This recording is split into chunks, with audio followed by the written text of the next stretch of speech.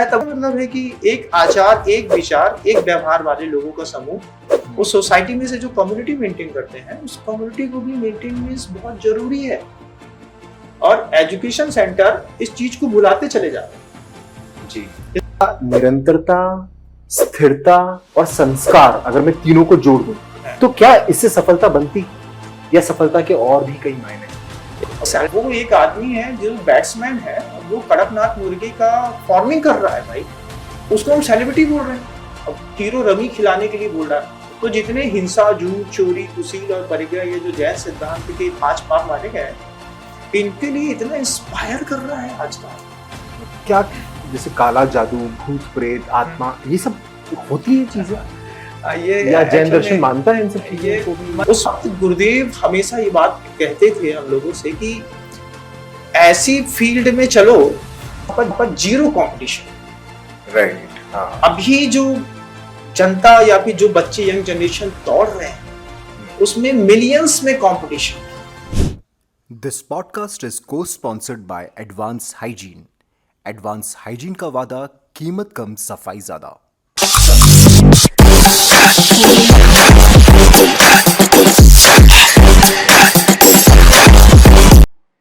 जय जिनेंद्र, मैं संकल्प माहेश्वरी इंटेलेक्चुअल इंडियंस पॉडकास्ट पर आप सभी का स्वागत करता हूं। आप सभी जैन परिवार, भारतीय परिवारों ने जैन धर्म की जो सीरीज है हमारी, फर्स्ट एपिसोड, सेकंड एपिसोड, इतना सराहना करी है कि ये सीरीज अब हम आगे बढ़ा रहे हैं। और आज हम आपके लिए थर्ड एपिसोड लेकर आए हैं जैन धर्म पर और जुड़े मुद्दों पर।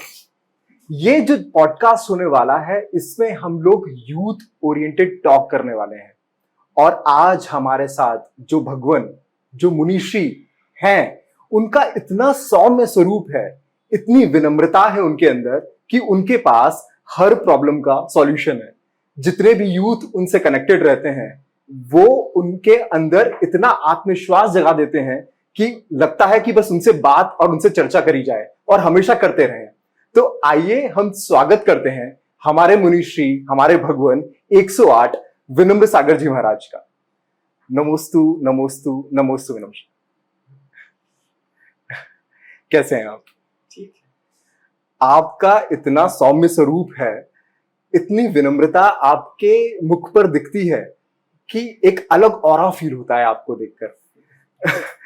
एक चीज मैं आपसे सबसे पहले पूछना चाहता हूं, लगभग 24 साल पहले 6 जून 2000 को आपने ब्रह्मचर्य व्रत का पालन चालू किया और लगभग 20 साल पहले आपने मुनीश्री दीक्षा ली। वो जो जिंदगी और जीवन था और आज जो जीवन है, उसमें बहुत सारी चीजें आपने त्यागी, बहुत सारी चीजें आपने छोड़ी। आज जिस आप पदवी पर हैं, जो आपने ये ट्रेवल किया है, आपने जो अपनी लाइफ, उसके बारे में थोड़ा बता पाएंगे कि आपको कहां से प्रेरणा मिली कि आप एक जैन धर्म की ये जो इतनी प्यारी जो दीक्षा धर्म है, उसको आपने अपनाया? पहली बार जब गुरुदेव को 1999 में मैंने देखा था, उस वक्त मेरी उम्र 19 साल की जी। तो जब मैंने उनको पहली बार देखा तो रात में 1 बजे मैंने उनके दर्शन। अच्छा। हाँ, वहां पर बहुत सारे मुनियों की दीक्षाएं होने वाली थी जी। तो मैंने सुना कि कोई आचार्य विद्यासागर जी महाराज श्री हैं। ऊपर गया, तीसरी मंजिल पर वो रात्रि में 1 बजे रात को वो बैठे हुए थे और उनके शरीर पर रात में बहुत सारे मच्छर चिपके हुए थे। अच्छा।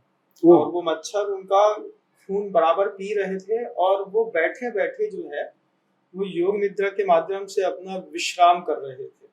ओके। रात को 1 बजे जब मैंने देखा कि कोई एक ऐसे भी संत है जिनके शरीर पर 50-75 मच्छर बैठा हो और उनको एक भी मच्छर के काटने का कोई फर्क नहीं पड़ रहा जी, और सारे मच्छरों को मैंने गौर से देखा कि सबका पेट करीब करीब भर चुका था। जी, जी। एक मच्छर काटता है तो उपयोग चला जाता है। जी, बिल्कुल।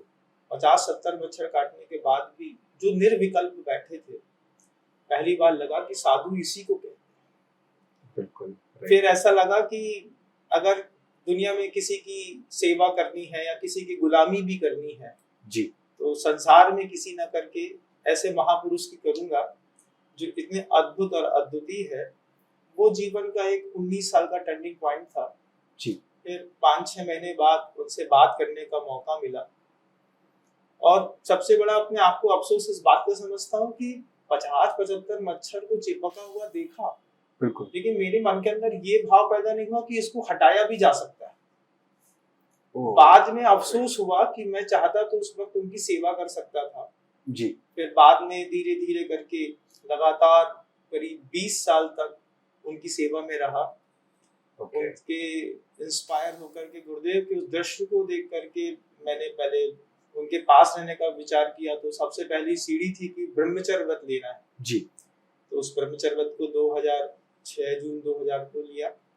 फिर 4 साल तक वो ब्रह्मचारी अवस्था में रहना हुआ। फिर 24 साल की उम्र में ये मुनि पद मुझे मिला। बहुत बढ़िया। मतलब आपकी लाइफ की जर्नी, मतलब एक इंस्टेंस जो था, अगर देखा जाए कि आपने मुनि श्री को, संत शिरोमणि हमारे विद्यासागर जी महाराज को आपने देखा और उनके शरीर पर जो मच्छर थे, उससे जीवन एक अलग परिवर्तित हुआ। मतलब वो इतना मुस्कुराते थे कि इतने सारे मच्छर मेरा खून पी रहे हैं, लेकिन मेरे चेहरे पर उसका कोई शिकन नहीं है। जी। मैं कहा साधना के कौन से चरम तक पहुंच चुके हैं वो, कि शरीर से ऊपर उठ करके प्रज्ञालोक में विचरण करना। जी। और करुणा भाव के साथ एक जैन दर्शन में उपेक्षा संयम करके शब्द आता है जी। कि कुछ हो रहा है जीवन में, लेकिन उस पर उपयोग को नहीं ले जाना। ये बहुत बड़ी बात थी।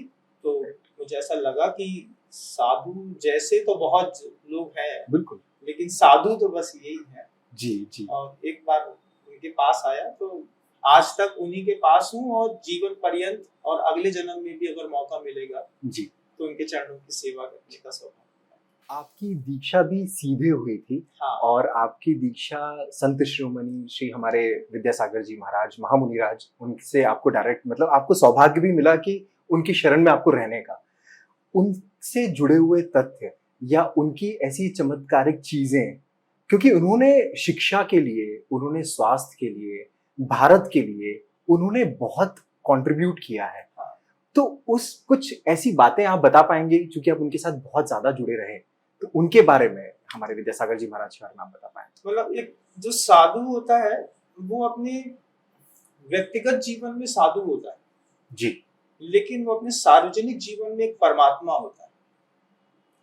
हम साधना करते हैं, वो हमारी एक व्यक्तिगत जीवन शैली का अंग है जी, लेकिन हम समाज को क्या देते हैं, जिससे समाज के अंदर भी दया, करुणा, क्षमा की भूमिकाएं बनी रहती हैं, वातावरण बना रहता है।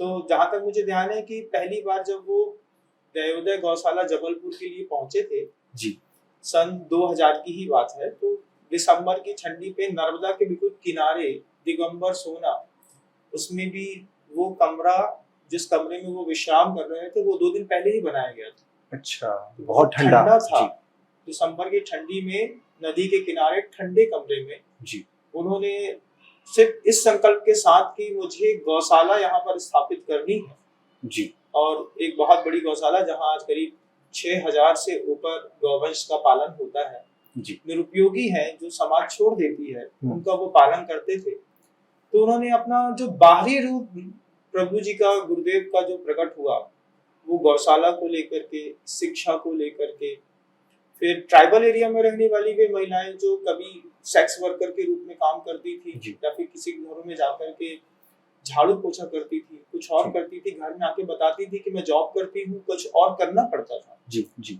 उनके लिए उन्होंने ट्राइबल एरिया में अच्छे बड़े घरों की बेटियों को भेज करके उनको संयोजित किया। अच्छा, 300 से ज्यादा महिलाओं को एक साथ एक स्पॉट पर रख करके गुरुदेव ने हथकरघा खोला।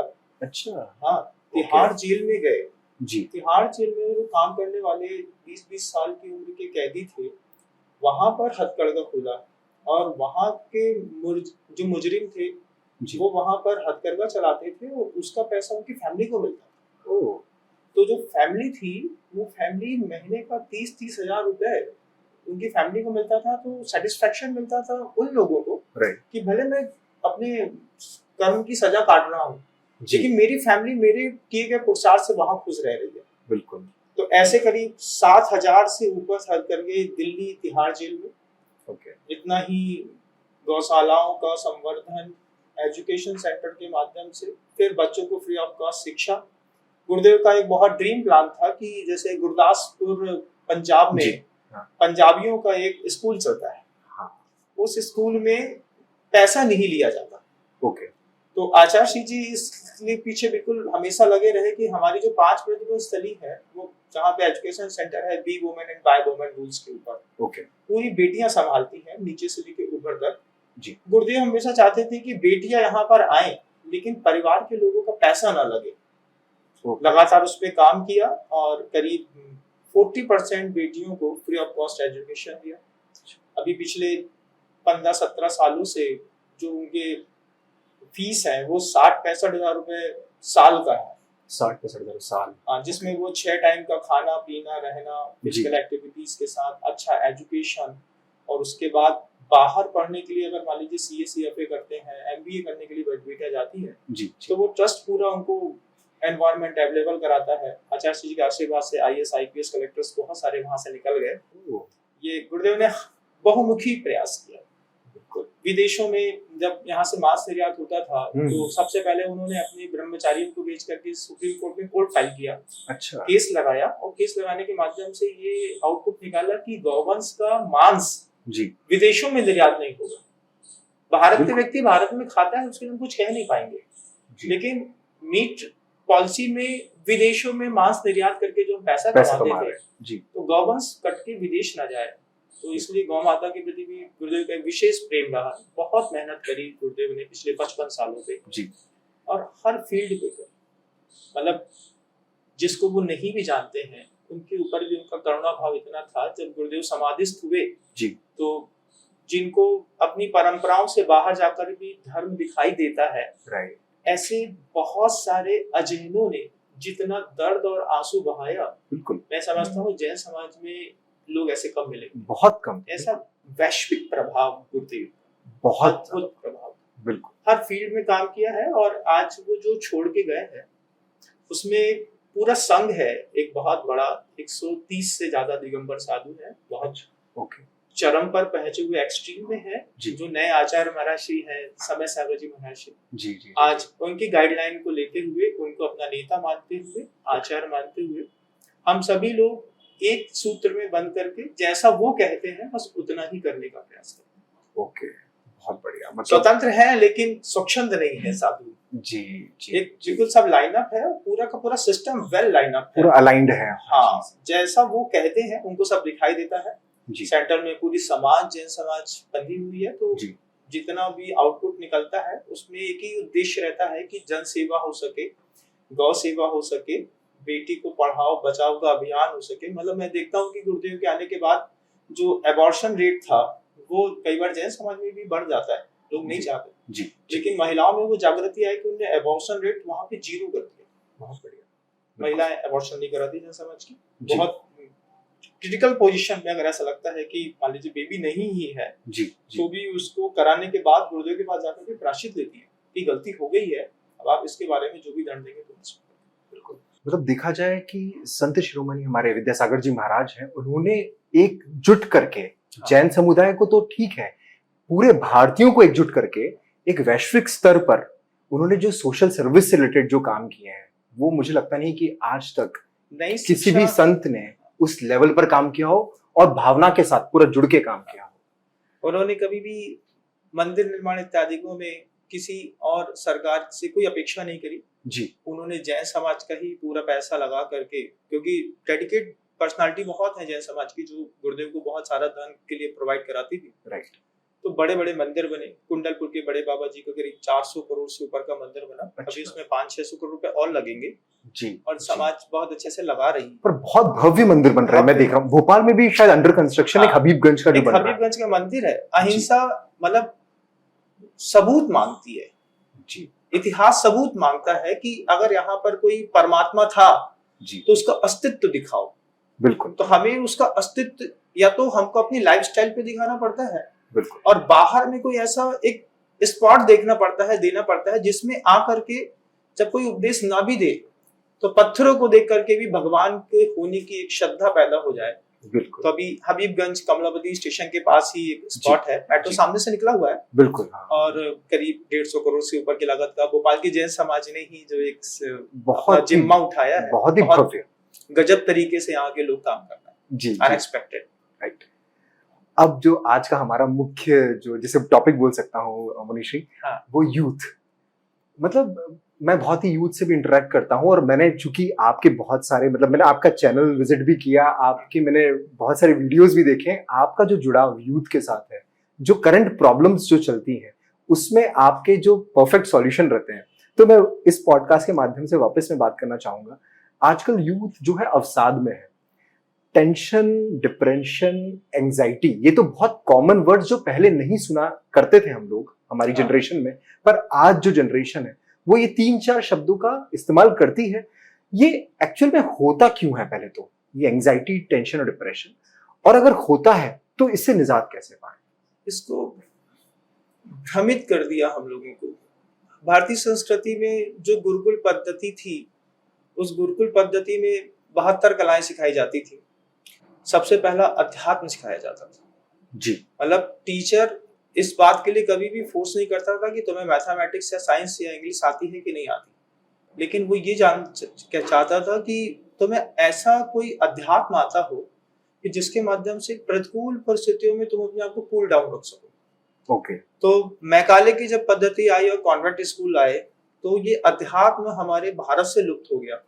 जी। Physics, chemistry, math, biology, science को लेकर के जो एजुकेशन होती रही, वो टीचर्स को हटा करके जो नए टीचर आए, कॉन्वेंट स्कूल आया, तो उन्हें पूरा खाने पीने से, उठने बैठने से सारा सिस्टम ही चेंज कर दिया। जी। हम कल्चर ही हमने पूरा खराब कर दिया। कुछ कौमें ऐसी हैं जो आज भी अपने रिलीजियस कल्चर को लेकर के बचा करके चलती हैं। अब आप देखिए कि साउथ अफ्रीकन जो रहते हैं जी, उन्होंने अपने स्टेटस को बचाने के लिए एक अंतिम सॉल्यूशन निकाला है कि वो अपने बालों का हेयर स्टाइल चेंज नहीं करते। राइट, हाँ एकदम सेम है सभी अफ्रीकन। देखिएगा वो छोटे-छोटे लड़ी वाले वो बहुत सारे बाल बनाते हैं। जी, जी। इसी से समझ में आता है कि साउथ अफ्रीकन हैं। बिल्कुल। जैसे और भी समाज के लोग हैं, सिख समाज के जो हमारे भाई लोग हैं, तो वो सिर में पगड़ी पहनते हैं। लेकिन सामान्य हिंदू और सामान्य जैन दूर से पहचाना नहीं जा सकता। नहीं, ये मिक्स कल्चर करके और जातिवाद की बातों को ऐसा हमारे यहाँ बढ़ाया जाता है कि हम अध्यात्म के साथ बहुत कुछ भूल गए। अब वो जनता, जो बच्चे जो थे नए एजुकेशन के, वो कुछ चीज समझते, कुछ जान पाते, अध्यात्म को देख पाते, मंदिर जा पाते, लेकिन जहाँ सिविलाइजेशन का बहाना लेकर के मंदिरों की तरफ से रुख बदल दिया गया। जी। आज भोगवादी संस्कृति है। हमने कभी जीवन में मोमोज नहीं देखे, लेकिन आज हम मोमोज खा रहे हैं। बिल्कुल। हमने कभी घर के अंदर रह करके कोल्ड ड्रिंक्स नहीं पिए, लेकिन आज पूरी दुनिया कोको कोला कर रही है। बिल्कुल। और ऐसी ऐसी चीजों का प्रचलन खान पान में बढ़ाया। 4 चीजें बदल दीजिए, इंसान बदल जाएगा। मतलब सामने वाले का आहार बदल दीजिए, जी, सामने वाले का विचार बदल दीजिए, सामने वाले का व्यवहार बदल दीजिए, और सामने वाले का विहार बदल दीजिए।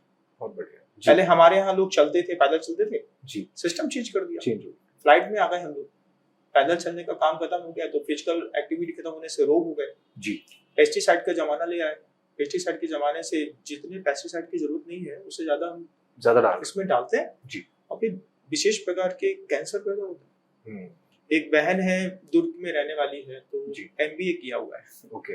वो एक बड़ी कंपनी में, मेडिकल कंपनी में वो MBA में रह करके काम करती है। तो मैंने उससे पूछा कि मेडिकल कंपनी में MBA का क्या काम? जी।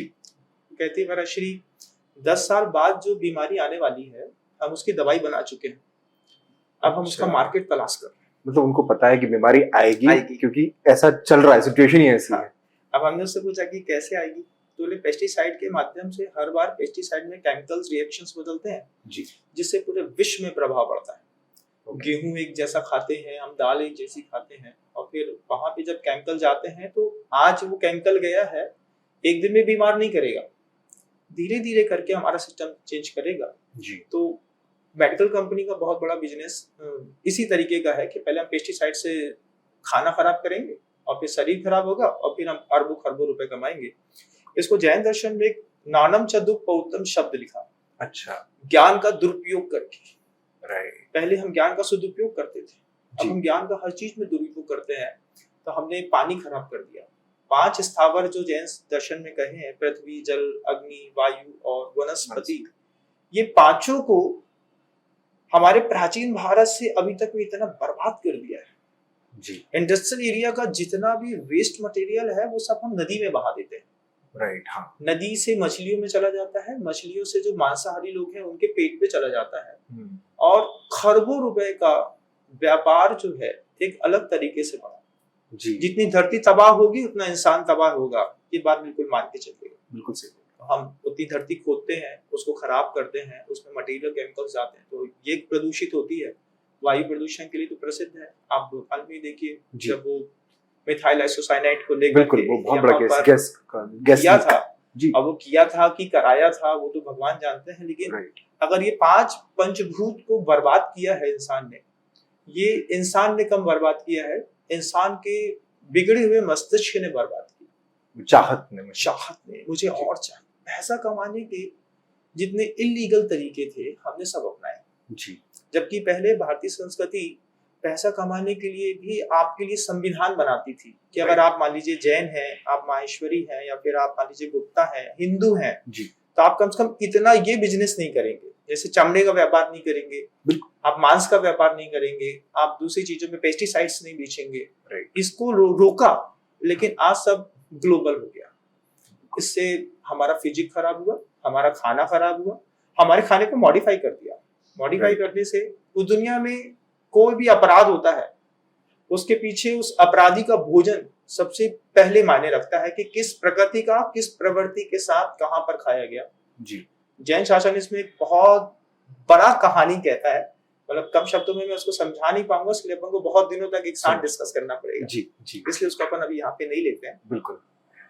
तो मेन रीजन अगर देखा जाए टेंशन, एंजाइटी, डिप्रेशन का अगर कंक्लूजन निकलता है तो हमने अध्यात्म से नाता बहुत धीरे धीरे कम कर दिया, हमें दूर कर दिया गया। हम चाहते नहीं, हम चाहते हैं आज भी यंग जनरेशन, बहुत सारे बच्चे ऐसे हैं जो मंदिर में जाकर के शांत बैठते हैं, ध्यान चाहते हैं, विपस्सना में जाते हैं, गाइडेड मेडिटेशन में जाते हैं, वो चाहते हैं मुझे कहीं पे रिलैक्स मिले, लेकिन रिलैक्स के बहाने वहां पर भी बहुत सारे लोग व्यवसाय कर रहे हैं, वो बिजनेस फॉर्म पे हो गया। तो उसमें मतलब जो जैन साधु है, जिसको एक बहुत अच्छी संज्ञा दी है, अकारण बंधु कहते हैं, अकारण मित्र, बिना किसी कारण के हम आपको दुनिया की हर अच्छी चीज देंगे जी।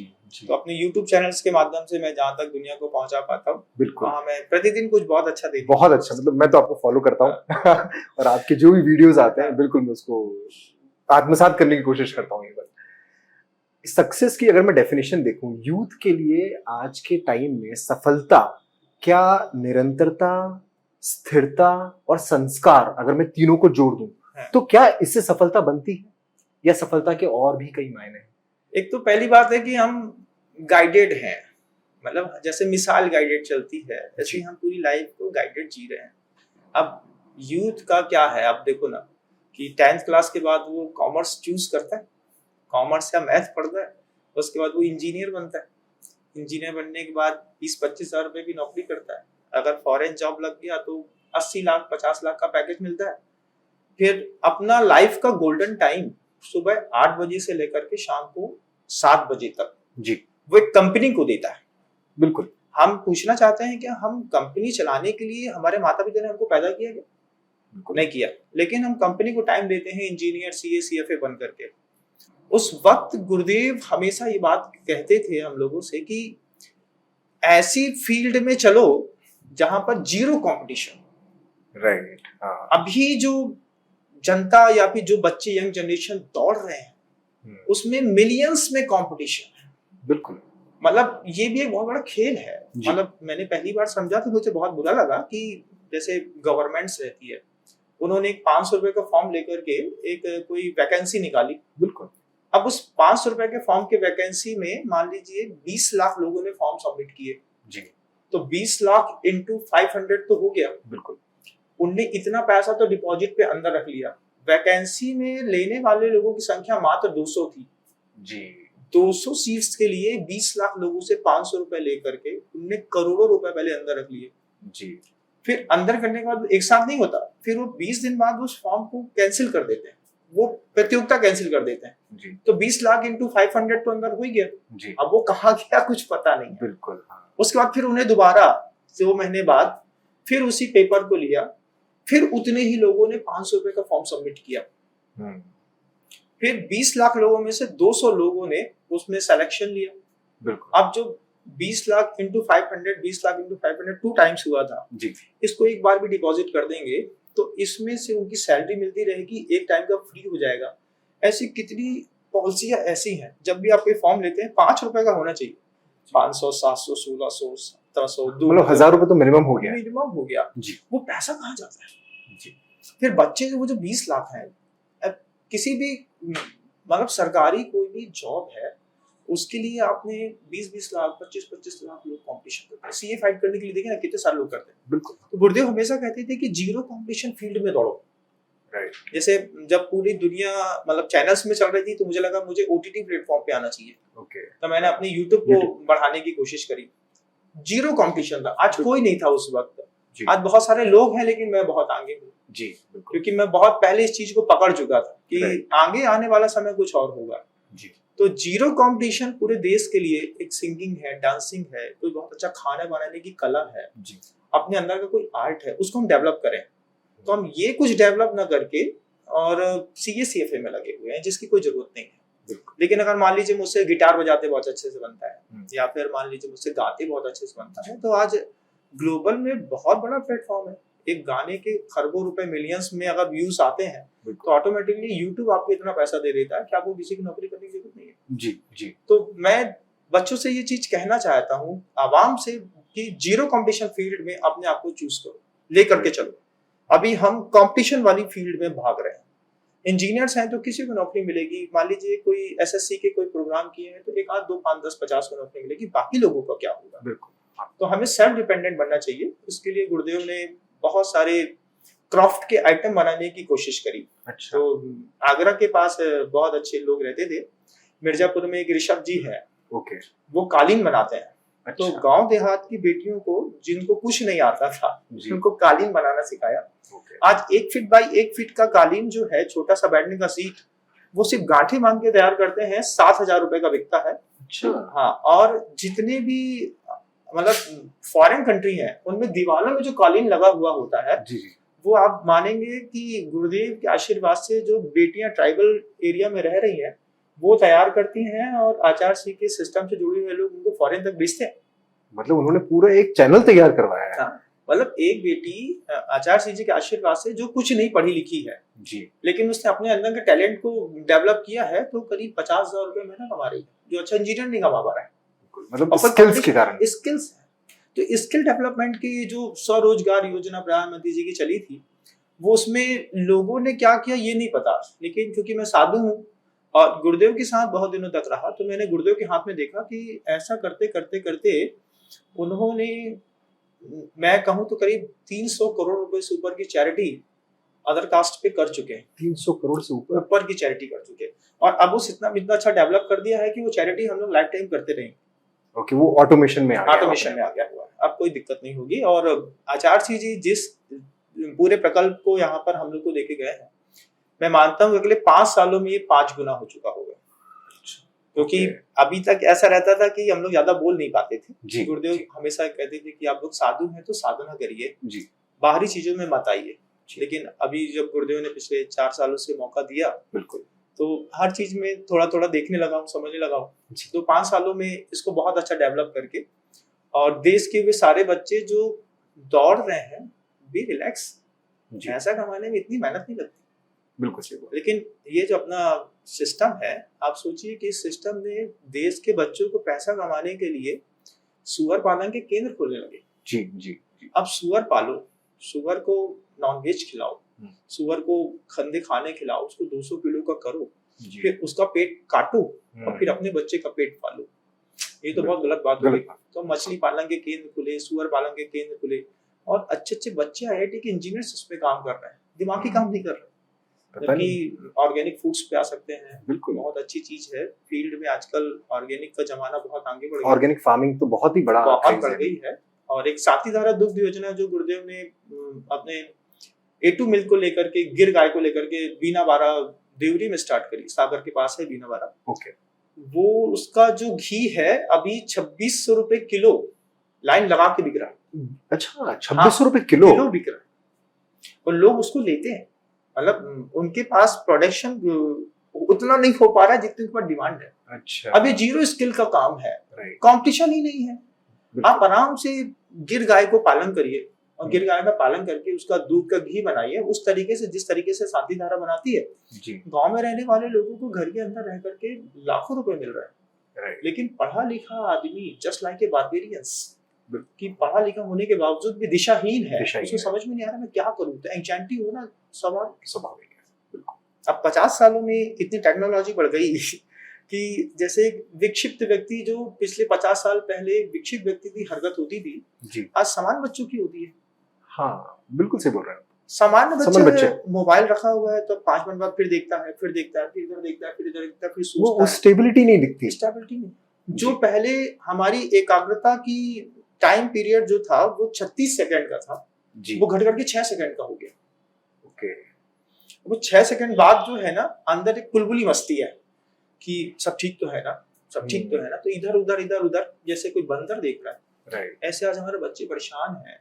इतनी जरूरत नहीं है जिंदगी जीने के लिए, इतने कंपटीशन की जरूरत नहीं है। जी, जी, अनुभव है मेरा, मैं खुद देख रहा हूँ, पढ़ा लिखा हूँ, बायोकेमिकल स्टूडेंट रहा हूँ, जी, तो मुझे वो सब चीजें समझ में आती हैं कि इतना जितना जनता या बच्चे नए जमाने के इनको थोड़ा आध्यात्म मिल जाए, इनको बड़े गुरु का कोई सानिध्य मिल जाए, तो आज भी संभव है कि हम अपने भारत को बहुत अच्छा कर सकते हैं।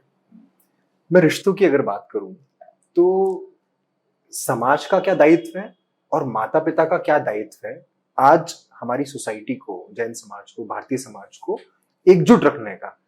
क्योंकि यूथ, पुरानी जनरेशन देखूं तो वो थी, उनके अंदर एक अलाइनमेंट था, वो अपना कर्तव्य पालन करते थे।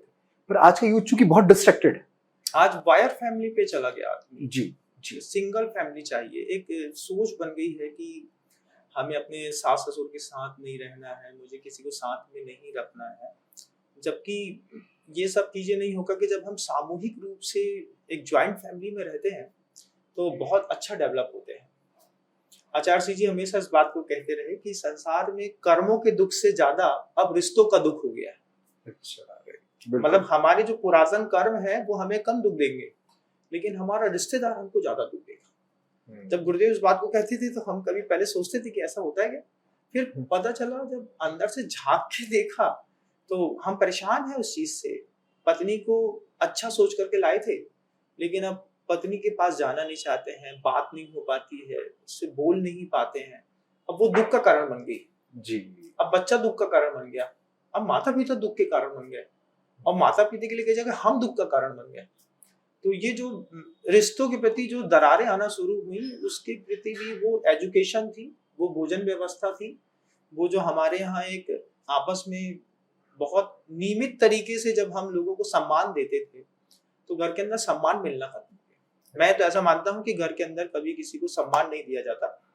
अगर घर के अंदर बच्चों को सही वक्त पर सम्मान मिलेगा तो बच्चे दुनिया में कहीं नहीं भटकेंगे। बच्चों को घर के अंदर सम्मान नहीं मिलता, इसमें साथ मैं भी शामिल हो सकता है, आप भी शामिल हो, कि कम से कम आप कितने भी टैलेंटेड क्यों ना हो, कि घर के अंदर के लोगों के बीच में हमारी 2 रुपए का वैल्यू रहता है। बाहर हम हीरो रहते हैं, बाहर बोलते हैं सर आप कितना गजब का बोलते हैं, तो घर के अंदर अपना बबलू आ गया, बबलू खाना खा लो। तो वो घर के अंदर सम्मान की पहली आवश्यकता थी, बच्चों को नहीं मिला, बच्चे बाहर चले गए।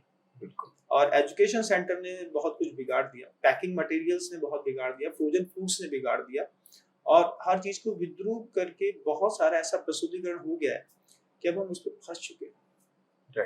अब निकलने के लिए बस वो रास्ता है कि एक अच्छे साधु का साथ पकड़िए, और वो टाइम टू टाइम आपको बताता रहता है, सब चीज गाइड करता है। मैं मतलब मान लीजिए मैं आज 45 इयर्स का हूँ जी, तो मुझे बूढ़ा ना समझ करके समझदार समझा जाए। कि मान लीजिए आप 20 साल के हैं तो मैं 45 का हूँ, तो मतलब मैं 25 स्टेप्स आपसे आगे हूँ जी। तो जीवन के उन 25 सालों में क्या और हो सकता है, हम आपको प्रॉपर बताते हैं कि देखिए इस उम्र में ये होगा, इस उम्र में ये होगा, तो बी केयरफुल।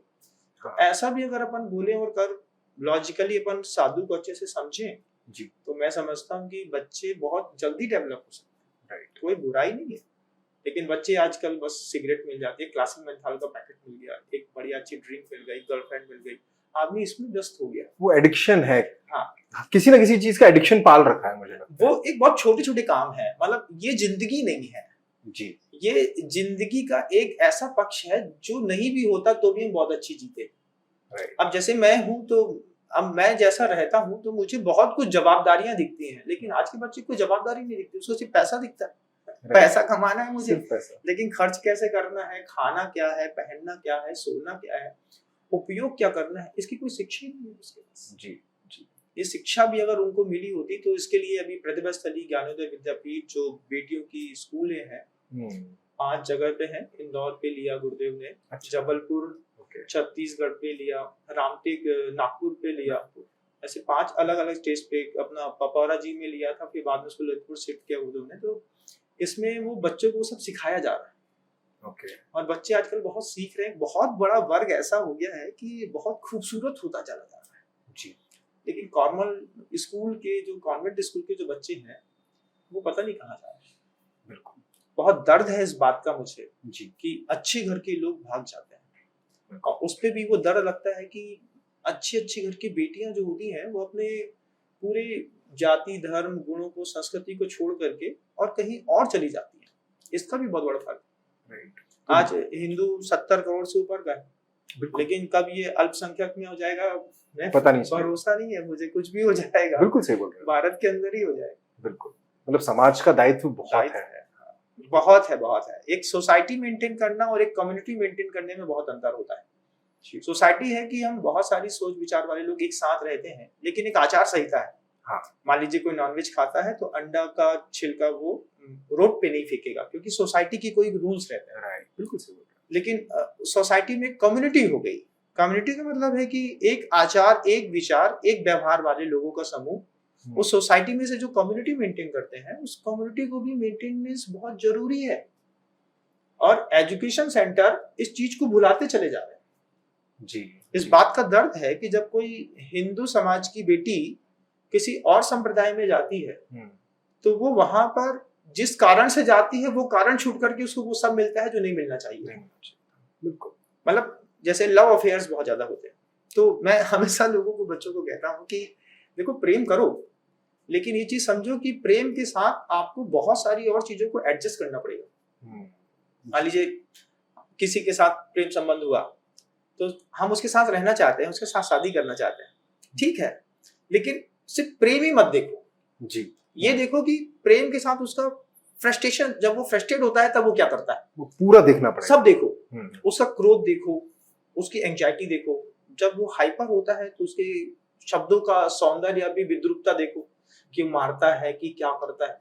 फिर सिर्फ उसको मत देखो, उसके पूरी फैमिली मेंबर्स को भी देखो, क्योंकि हमको सबके साथ सरवाइव करना पड़ता है। जी जी बिल्कुल। अब हम सिर्फ एक बच्चे के ऊपर अटैक्ट होकर के, बच्चे के ऊपर क्या अटैक्ट होते हैं, वो जीन्स के ऊपर, लिवाइस के जीन्स के ऊपर अटैक्ट हो गया एक बुलेट है और अच्छे घर की बेटी की बुलेट अच्छी चलाता है, अच्छा दिखता है, स्मार्ट दिखता है, जबकि ये सब तो ड्रेसिंग सेंस का खेल है। बिल्कुल। उसमें होकर के जब हिंदू समाज की बेटियां जब किसी और संप्रदाय में जाती हैं, फिर वहां पे जब उनको नॉनवेज बनाना पड़ता है या फिर कुछ और काम करने पड़ते हैं, फिर बाद में वो बोलती हैं, तो बैक लेना बहुत कठिन होता है। बिल्कुल सही बोल रहे हैं। इससे अच्छा है कि जब आप प्रेम में किसी के पागल हैं और आपको लग रहा है कि एंडोर्फिन दिमाग में बनी गया है, अब वो एंडोर्फिन बनने के बाद वो दिमाग में 24 घंटे वो चीज घूमती रहती है जी, मुझे वही चाहिए, वही चाहिए, वही चाहिए, फिर उसके बाद कुछ और ब्लैक हो जाता है, दिखाई नहीं देता है।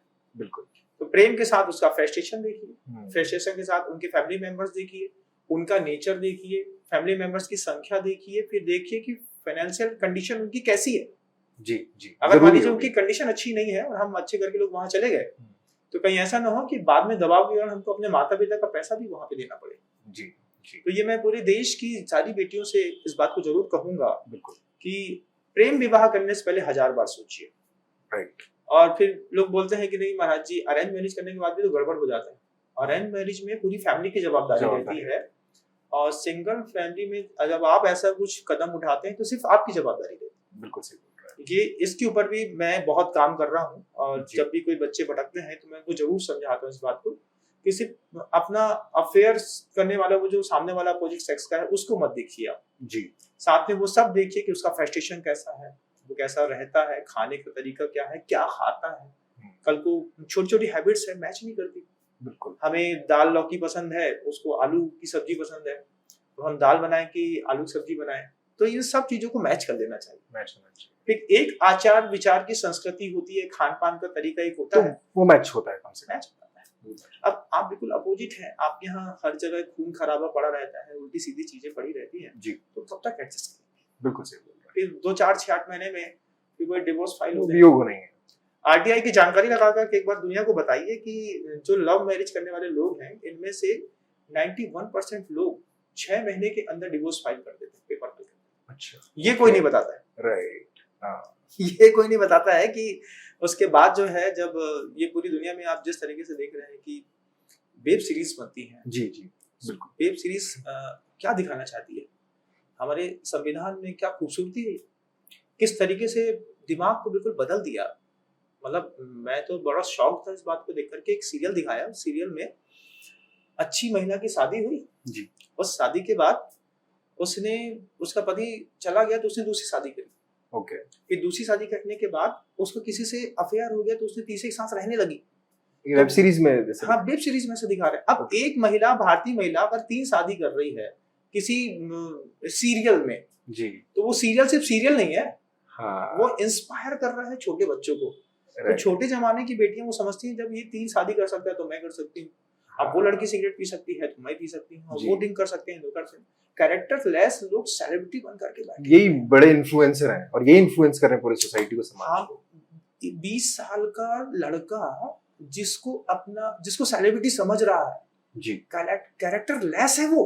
बिल्कुल सही बोल रहे ड्रग्स के कितने बड़े कारोबारों में अभी आप देख रहे हैं, ये फिल्मी दुनिया में रहने वाले लोग कैसे पकड़े जाते हैं, जी। किस तरीके की लेट नाइट पार्टियां होती हैं, हैं। जी, और जितना भी सूट होता है वो 12x20 के कमरे में होता है। बिल्कुल सही बोल रहे लेकिन जब हम उसको देखते हैं तो हम उसको इम्प्लीमेंट करते हैं खुली दुनिया के सामने। हैं। जी जी, तो ये सब चीजों की कंट्रोवर्सी बड़ी खराब है। अब वो युवा केसरी बोलने वाला व्यक्ति वो हमारा सेलिब्रिटी हो गया। बिल्कुल। अब वो एक आदमी है जो बैट्समैन है, वो कड़कनाथ मुर्गी का फार्मिंग कर रहा है भाई, उसको हम सेलिब्रिटी बोल रहे हैं। जी, एक आदमी बोल रहा है वो रमी खेलो, वो एक हीरो रमी खिलाने के लिए बोल रहा है। तो जितने हिंसा, झूठ, चोरी, कुसील और परिग्रह, ये जो जैन सिद्धांत के 5 पाप माने गए हैं, इनके लिए इतना इंस्पायर कर रहा है आज का। ये सेलिब्रिटी है कि गद्दार है? कौन बिल्कुल है सही ये? बोल रहे हैं। ये हमारी देश की कौम को, क्या बच्चों को बिगाड़े? पूरी तरीके जब हम बियर का और वाइन का ऐड कर रहे हैं तो उसके पहले आपकी जवाबदारी है कि आपको बहुत सारे लोग आइडियल मानते हैं, मुझे क्या देना है और क्या नहीं देना। से। जी, अमिताभ बच्चन जी इस मामले में बहुत अच्छे हैं बिल्कुल। कि उन्हें देख लिया कि इस चीज से जनरेशन बिगड़ जाएगी, तो पैसे की परवाह किए बिना वो उस ऐड को मना कर देते। मना कर देते हैं, बिल्कुल सही बोल लेकिन आज जिनका जमाना है वायलेंस, क्या आप बताओ ना कि कौन सी मूवी अच्छी लगती है, वेब सीरीज कौन सी अच्छी लगती है जिसमें लिखा हो मैक्सिमम टाइम में सेक्स दिख रहा हो या वायलेंस दिख रही हो या फिर बहुत ज्यादा धूम धड़ाका दिख रहा हो, ये चीजें पसंद आ रही हैं। तो जी। क्या सोच हो गई बच्चों की, बिल्कुल। अध्यात्म से कितना दूर पहुंच गया है ना वो। जी, उसके बाद भी छोटा सा दिया जलाने की कोशिश है, राइट। और जब तक मैं हूं तब तक मैं उसको जारी रखूंगा। नहीं, बिल्कुल आपका मतलब आपके जो विचार हैं प्लस आपके जो एफर्ट्स हैं हाँ, वो बिल्कुल उसी डायरेक्शन में हाँ। है और युवाओं को समझना भी चाहिए। और इसलिए मैं बोलता हूँ कि माता पिता और समाज का कर्तव्य बहुत है। मैं अभी दायित्व यहाँ भी पे बहुत है। भोपाल में जब मैं 2016 पे आया था तो पहली बार डीवी मॉल देखा मैंने। जी अब वो डीवी मॉल में देखा कि बाहर वाईफाई जोन लगी हुई है, जी, फ्री वाईफाई जोन में शाम के समय बच्चे जो है वो बैठ करके सिर्फ सिगरेट पीते हैं, वो फ्री वाईफाई जोन में इंटरनेट फ्री दे दिया। बिल्कुल। अब वो क्या सीख रहे हैं, क्या देख रहे हैं, और उसके पीछे के कोई कारण समझ में या बाद में समझ में आया कि फ्री वाईफाई जोन के चक्कर में यहाँ आएंगे, फिर मॉल में आएंगे, कुछ ना कुछ चलेगा, उठेगा बैठेगा। तो बड़े बड़े मॉल्स में जो फ्री स्मोकिंग जोन बना दिए हैं, जी जी, हाँ। अब वहां पे जाकर के आप स्मोक करिए, वहां पे जाकर के आप ड्रिंक ले सकते हैं। तो इन सब चीजों की कोई जरूरत नहीं थी, बहुत ज्यादा आक्रामक हो गए हम लोग, बिल्कुल इसको वापस लाना पड़ेगा। बिल्कुल। और समझदार व्यक्ति वो नहीं है जो इन सब चीजों को यूज करता है। जी, संपन्न व्यक्ति तो वो है कि इससे बिल्कुल दूर खड़ा रहता है, क्योंकि हमको हमारी आंख से हमारा कल दिखाई देता है, जी, बच्चों को कल दिखाई नहीं देता। बिल्कुल। मतलब मैं जब कभी भी कोई भी स्कूल की रिजल्ट्स खुलते हैं जी। उसके 4 दिन पहले से माता पिता को आगाह करता हूँ, जनता से बोलता हूँ इस बात के लिए कि अब आत्महत्या का समय आ गया है बहुत सारे बच्चों का, तो कृपया अपने बच्चों के ऊपर ध्यान दीजिए। जी। मैंने ऐसे कई वीडियो बोले, जब भी मुझे पता चलता है कि आज CA का कोई रिजल्ट खुलने वाला है, तो 3 दिन पहले ही मैं अपने YouTube चैनल के माध्यम से लोगों को इंस्पायर करता हूँ इस बात के लिए कि अपने माता बच्चों को ध्यान रखो भाई, कहीं ऐसा ना हो कि बच्चे का रिजल्ट फेल होने के कारण में वो आत्महत्या कर ले। कुछ इम्पल्सिव स्टेप उठा ले। ऐसे अभी 12-13 बच्चे बच गए इसी चक्कर में। अच्छा। कि माता पिता ध्यान देते रहे, और माता पिता ने बोला कि तो फेल होगा ना, मुझे कोई बुरा नहीं है, अपने पास बिजनेस बहुत बड़ा है, पर यहाँ पे अच्छे से रहें। जी। तो बच्चे को इस बात का मतलब जो जर्क लगना था कि मैं फेल हो गया, माता पिता ने जब कहा अपन संभाल लेंगे, कोई दिक्कत की बात नहीं है जी। बच्चा बाद में बोलता है, अगर आपने ऐसा नहीं बोला होता तो हम आज ही सुसाइड कर लेते। क्या है, कितना सोच के माता पिता लाते हैं और बच्चे जरा सी बात में चले जाते हैं। बिल्कुल सही बोल रहे हैं। इसी बात को अगर मैं थोड़ा सा आगे बढ़ाऊं तो टेक्नोलॉजी की बात करूं, मोबाइल की बात करूं, जैसे अपन बात करते हैं कि मोबाइल से डिस्ट्रैक्शन तो है, पर आज का जमाना चूंकि ऐसा है कि बिना आपके टेक्नोलॉजी के, बिना इंटरनेट के हम ना तो पढ़ाई कर सकते हैं आगे, ना कोई बिजनेस सोच सकते हैं, क्योंकि ई कॉमर्स का बिजनेस भी बहुत बड़ा हो चुका है। तो कैसे इस टेक्नोलॉजी के साथ रह रह के बच्चा डिस्ट्रैक्ट ना हो? मानसिकता मशीन है, वो एक छोटा सा मोबाइल क्या है, वो कोई जीता जागती कोई चीज नहीं है, मशीन है। पीछे से खोल के एक बार देखिए ना, बैटरी लगी हुई है और इलेक्ट्रॉनिक सिस्टम है। सीसी और जावा समझने वाले जो लैंग्वेज, इंटरनेशनल लैंग्वेज होती हैं, उनको समझने वाले लोगों ने उसमें पूरा प्रोग्राम फिट कर दिया है। बिल्कुल।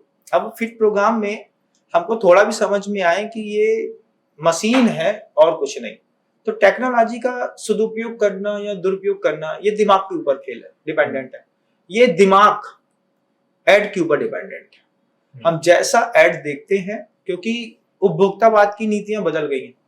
पहले जरूरत रहती थी तो सामान बनाए जाते थे, आज सामान बनाए जाते हैं फिर जरूरत पैदा की जाती है। बिल्कुल सही बोल रहे हैं। पहले हम प्रोडक्शन कर लेंगे कोई चीज, फिर हम उसके इतने बेहतरीन ऐड दिखाएंगे कि आदमी को लगेगा ये चीज मेरे घर में होना चाहिए जी। तो अब जैसे एप्पल की कंपनियां हैं, अभी दूसरी भी मल्टीनेशनल जो भी एंड्रॉइड की कंपनियां हैं, ये इन्हें अब जैसे Pro 14 अभी लेटेस्ट चल रहा है जी जी। अब ये 425 तक आ चुका है, लेकिन वो सीक्वेंस में हर 7 महीने में 6 महीने में नया लॉन्च करते हैं और हमको उतनी ही जैसी नया लॉन्च करते हैं, नए फीचर्स लाते हैं, तो उसकी एंग्जाइटी बढ़ती जाती है, मुझे वो चाहिए वो चाहिए वो चाहिए।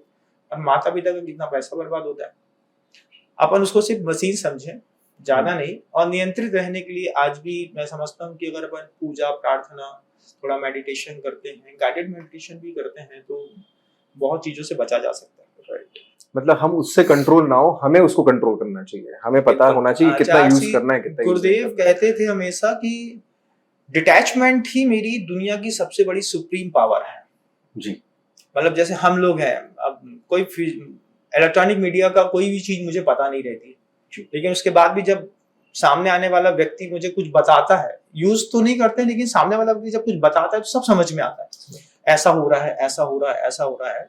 तो गुरुदेव हमेशा कहते थे कि सिर्फ डिटैचमेंट ही एक ऐसी चीज है कि वो आपके लिए एक वरदान सिद्ध होगी जी। चीज है लेकिन मुझे यूज नहीं करनी है, मेरे किसी काम की नहीं। तो जो स्वस्थ चिंतन आता है वो मशीनों से नहीं आता, AI से नहीं आता है। और आपके वो जो नए ऐप्स आ चुके हैं, जिनके बायजूस के माध्यम से आप देख लीजिए जी जी, बच्चे की सोचने की शक्ति खत्म हो गई जी। अब वो 2x2 करने के चक्कर में भी 3 बटन दबाता है हाँ, उसके बाद वो 4 बोलता है जी। तो हमारे यहाँ तो बहुत अच्छा सिखाते थे, 2 दूनी 4 दूनी 8 दूनी 16 दूनी 32 दूनी 64 दूनी 128 256 512 1024 2048 इसका तो पूरी पहाड़ा आता था हम लोगों को जी। और पिताजी जब पूरा बहुत बिलिंग करते थे तो वो ऐसा देखते जाते थे, वो जुड़ता चला जाता था। अब उसके लिए पूरा कैलकुलेटर सब कुछ चाहिए है। तो जितना भी इलेक्ट्रॉनिक आइटम्स है वो हमारे दिमाग की वेव्स को बंद करता चला जा रहा है जी।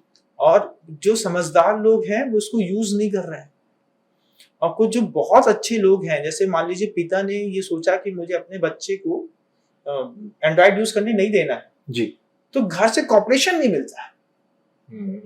जो माँ है वो ये सोच करके बच्चे को एंड्रॉइड दे देती है कि चलो थोड़ी देर चुप रहेगा, हाँ, जबकि वो ये नहीं समझ रही है कि वो एडिक्शन में जा करके वो बच्चा छोटी उम्र में अगर एंड्रॉइड चलाना सीख गया तो वो सब कुछ सीख जाएगा जो उसे नहीं सीखना चाहिए। बिल्कुल सही बोल। तो आप देखिएगा कि 10, 11, 12 साल के बच्चों को लेकर के और इस तरीके की जो चीजें मतलब वयस्क व्यक्ति करता था, आजकल 12, 13 साल के बच्चे करते हैं। मनुष्य, मैंने तो देखा है कि 3 साल का बालक, 4 साल की बालिका खाना नहीं खाएंगे जब तक हाथ में मोबाइल ना हो। हाँ, नहीं, और वो फिर वो रील्स और वो शॉर्ट्स और वीडियोस देखेंगे, उसके बिना खाना नहीं खा सकते हो। इसमें तो मुझे कुवैत का एक बहुत अच्छा उदाहरण मुझे बीच में दिखा दिया था कि उन्होंने मुसलमान माता पिता थे जी तो बच्ची ने रिकमेंड किया कि मैं 9th क्लास में पहुंच गई हूँ, मुझे एंड्रॉइड चाहिए। जी तो उन्होंने बहुत अच्छी बात कही कि एंड्रॉइड हम आपको दे देंगे लेकिन कुछ शर्तें हैं। ओके। शर्तें क्या हैं कि आपको मंदिर रोज जाना पड़ेगा, मतलब मस्जिद रोज जाना पड़ेगा जी आपको नमाज पढ़नी पड़ेगी। उन्होंने फिर कह दिया कि फिर रात को 9 बजे एंड्रॉइड मेरे पास जमा कराना पड़ेगा, जी आप रात में एंड्रॉइड यूज नहीं कर सकते हैं। फिर अगर आप हम कहीं घूमने जा रहे हैं तीर्थ क्षेत्रों में तो क्षेत्रों की वंदना भी आपको हमारे साथ करनी पड़ेगी। हाँ, ऐसी कुछ कंडीशन भी तो अप्लाई कंडीशन करिए बिल्कुल कि तुमको एप्पल का iPro 14 चाहिए है, उसकी कुछ कंडीशंस हैं। आप सवेरे मंदिर जाएंगे, देव पूजा करेंगे, भगवान जी को जल चढ़ाएंगे, कुछ करेंगे तो धार्मिक क्रियाओं के साथ आप भौतिक के साथ जोड़ दीजिए, लेकिन हम कोई कंडीशन लगाए बिना बच्चे को सुविधा दे देते हैं।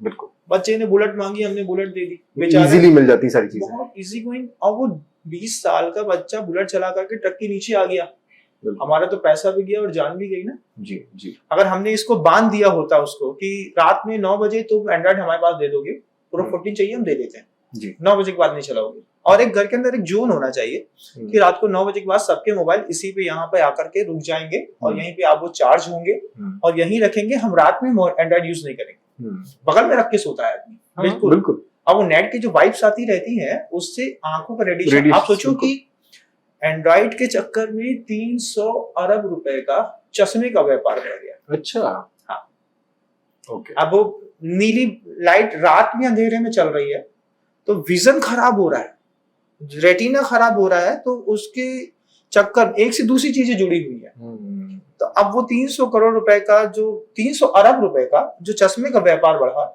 उसमें बड़ी बड़ी कंपनियां आ गई, बिल्कुल वो एक के बदले एक फ्री देती है। हाँ। और हमको स्टैंडर्ड दिखा देते, मैं किसी का नाम नहीं लेना चाहता, मैं जानता तो सब हूं, लेकिन अब वो एक के बाद एक फ्री देती है। बिल्कुल। तो हम वहीं जाते हैं, उन्होंने कहा मेरा इस कंपनी का है, मेरा इस कंपनी का, तो सब स्टैंडर्ड मेंटेन में लगे हुए हैं जी, लेकिन प्रॉपर एनर्जी कहाँ से डेवलप होती है किसी को नहीं पता जी।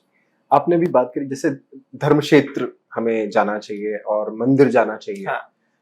पर मैं थोड़ा सा देखता हूँ जैसे बाहर जो बच्चे रह रहे हैं या यूथ जो अब रह रहा है वो अब जॉब में है, सुबह 9 से लेके रात के 7-8 बजे तक वो बिल्कुल अपने जॉब में व्यस्त है, टाइम नहीं मिल पाता। तो कैसे युवा अपना समय निकाले तीर्थ स्थल जाने के लिए, मंदिर जाने के लिए और धर्म क्षेत्र में जो बेसिक पूजा प्रार्थना जो हम करते हैं वो कैसे समय निकाले, उनके लिए क्या सीख होनी चाहिए? वो अब कंपनी आपको छूट देती है, सैटरडे को हाफ करके हाफ डे देती है जी, और संडे को फ्री करती है। बिल्कुल। तो आपकी जवाबदारी बनती है कि सैटरडे का आपका हाफ डे है, कई जगह तो फुल डे दे दिया, हफ्ते में 2 दिन की छुट्टी दे दी। बिल्कुल। तो सैटरडे संडे को मान लीजिए आपकी पूरी छुट्टी है तो आप फ्राइडे की रात को निकल जाइए फैमिली को लेकर के जी। ये अपने पूरे परिवार को बचाने का पूरे विश्व में एक बहुत अच्छा कॉन्सेप्ट है जी। अगर आपको लगता है कि मेरा बच्चा जवान हो रहा है, मेरी बेटी बड़ी हो रही है और हम एक अच्छी फैमिली में रह रहे हैं और आप जॉब करते हैं, तो सैटरडे की छुट्टी है, संडे की छुट्टी है, तो आप फ्राइडे की शाम को अपने घर से निकल जाइए। ओके। अपने आसपास में जो भी आपके तीर्थ क्षेत्र हैं जिसको आप अपने इष्ट देवता का मानते हैं, वहां पे जाकर के उस धर्मशाला में रुकिए, उसी धर्मशाला में बनने वाले भोजन को करिए, वहीं पे अपने देव की आराधना करिए, साथ में सामूहिक भोजन करिए, पूरा दिन एक क्षेत्र पे रह करके और वापस चले आइए।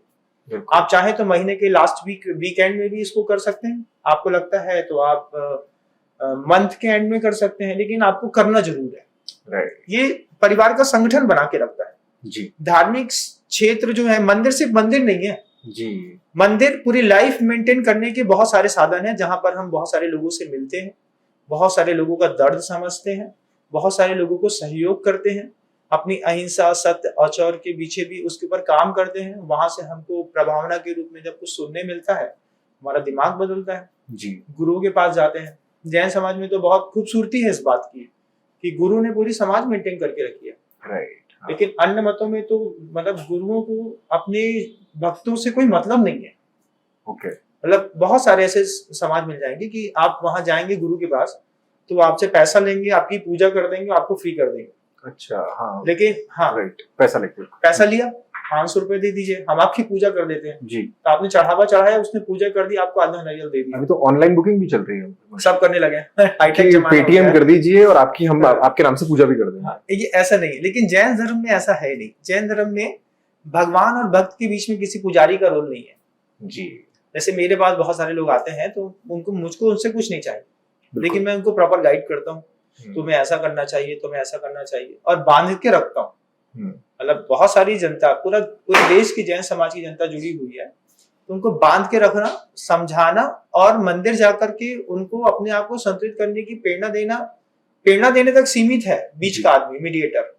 लेकिन वो जो एजेंट है, कैटालिटिक एजेंट है, वो अन्य, मुझे ऐसा लगता है दूसरी कौम में बहुत कम होते चले जा रहे हैं, क्योंकि बहुत सारे कथावाचक रहते हैं। तो कथा सुनने मात्र से मुक्ति नहीं मिलेगी, कथा को इम्प्लीमेंट करना पड़ेगा। इम्प्लीमेंट के लिए कोई प्रेशर नहीं करता। जैन समाज में साधु बहुत प्रेशर करते हैं।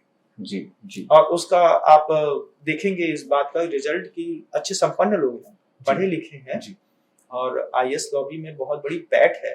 राइट। हम राजनीति में जाना पसंद नहीं करते हैं क्योंकि बहुत हिंसा होती है, इसलिए हम लोग खुद ही मना करते हैं कि राजनीति में जैन समाज के लोगों को नहीं जाना चाहिए। ओके। लेकिन अगर अच्छी राजनीति करने मिलते हैं तो कोई मना नहीं है। बिल्कुल। लेकिन राजनीति का बड़ा दांवपेच है।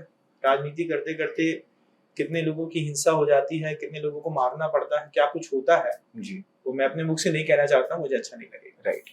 ये हिंसा पे मुझे एक प्रश्न था आपसे कि अहिंसा तो हम मानते हैं जैन धर्म में, पर क्या परिवार के हित के लिए की गई मौखिक हिंसा या मानसिक हिंसा जो कि परिवार के हित में, क्या वो भी जैन धर्म में गलत माना गया है? अहिंसा को, हिंसा को हित के लिए हिंसा नहीं है। ओके। अगर हित है तो फिर जब हम किसी को तेज बोल रहे हैं या डांट रहे हैं या रोक रहे हैं तो वो हिंसा नहीं है। अब जैसे छोटा सा बच्चा है जो